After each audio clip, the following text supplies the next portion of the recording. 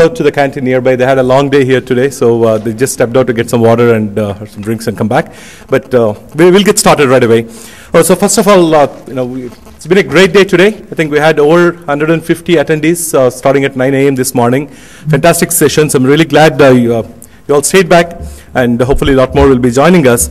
So my pleasure to introduce, I would say, the second highlight of the day.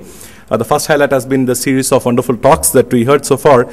This is the panel on the innovation opportunity and need for green telecommunications in India. Frankly, we left the topic very generic because given the diversity and the experience of the panelists that we have here, it would be presumptuous for a couple of us to sit and say this is the topic that they should talk about. So this is really a panel about green, ICT, telecom and IT. Anything they seem fit, anything controversial, provocative, they're welcome to add, enlighten, and provoke discussions. And same goes to the audience. Feel completely free to ask questions. This is your opportunity to get industry, social entrepreneurs, lots of different types of expertise in the same room. So don't let them go without challenging them with some really interesting questions, right? So with that, let me just invite our moderator onto the stage. He's going to introduce the panelists and run the show. So it's a pleasure to have Suresh Goyal here. Suresh is is the leader of the green research in Bell Labs. And Suresh is going to, he's been very instrumental also in organizing the workshop and the panel along with Bell Labs and the other IAC folks here. So Suresh, please take on.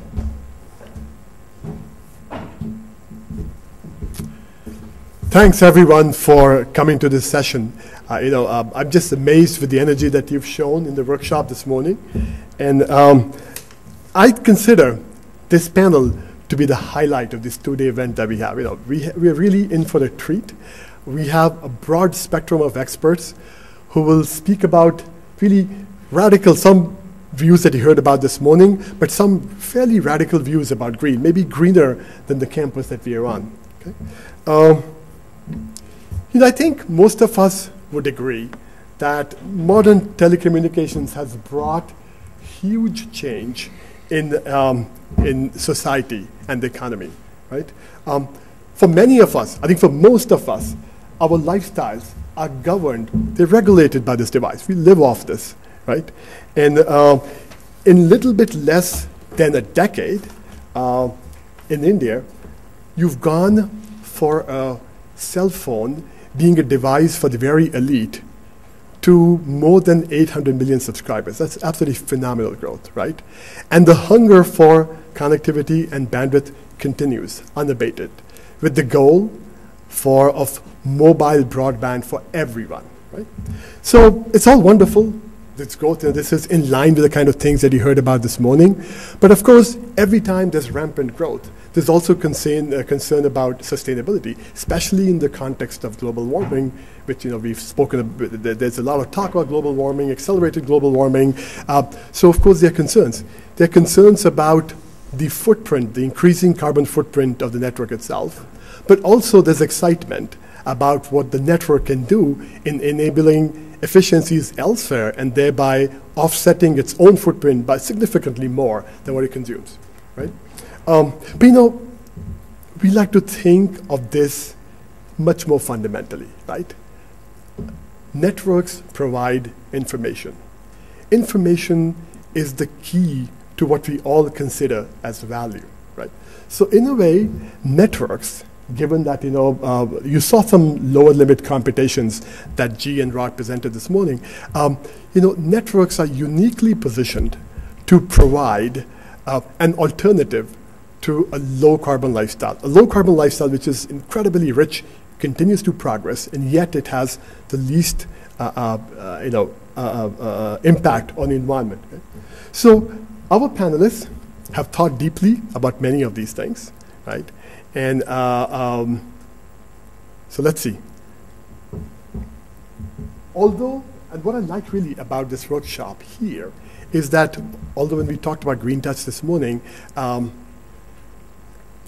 we spoke about global innovation, that it's a global consortium and so on. But what we are talking about here, what we'll focus on here, is the framing of that within the ecosystem of India. What really are the needs, unique needs of India? And I think that's really, really great because India is a country, absolutely, to me at least, steeped in sustainability. When I was a child, I think as I mentioned this earlier, I grew up in a household where you're not allowed to waste anything. And I think that sort of still holds true, except I think at North Indian weddings when everything goes, goes berserk, right? So it's very important, I think, for us to get the Indian perspective and hopefully have leadership from here shape the GreenTouch agenda, because India is not just unique in this regard. It represents a large part of the developing world. So whatever we could achieve here could be replicated elsewhere. And I think you'll hear about some of that today. The format is very simple. We'll have each one of the panelists will express some views in maybe 5 to 7 to 10 minutes, something like maybe 5 minutes. And then we just open it up for questions. As Vishy said, please do not hold yourself back. This is not a time to be shy. Okay? You can really, it's a very intimate crowd, so feel free to ask anything you wish. Okay? So let me start with my friend and mentor, G. Rittenhouse. Okay? I think we went through his bio in the morning, but let me just point out one thing. Really, G was head of Bell Labs research when the Green Research team was launched. Green Research would not have come about, neither would have GreenTouch, if not for his passion and his deep technical engagement and his leadership. So it's incredible that we actually have G. And you heard how clearly he articulated. I've heard that talk actually 20 times maybe. But maybe it was something about the sambar that he ate this morning. It was just incredibly clear the way he presented it. So, like many, the other thing I've learned about G, like many other Bell Labs luminaries, he has an informed opinion on almost everything, right? So if you really want to know why is Calaveri, what is it? Calaveri D? Just ask G. Go on, G. It's all yours. Thank you, Suresh. I think it was probably particularly clear this morning because unlike the last 20 talks, you were awake in this one. So, we spent quite a bit of time on GreenTouch this morning. I'm not going to reiterate that. I want to just highlight two things. And perhaps we can discuss it further as part of the panel questions. One of the questions that didn't come up this morning, which usually does, is what do we define as the network? So GreenTouch has this ambitious goal of improving the network efficiency by a factor of 1,000. But what's actually included in that? And more importantly, what's not included in that discussion? So are data centers included? Are plasma screen TVs and computers and things like that? Where do we define the network? And so because I know a lot of you will be continuing this research, I want to state clearly that the network is defined from modem to modem and everything in between. So we don't go above the modem into screens and trying to do that.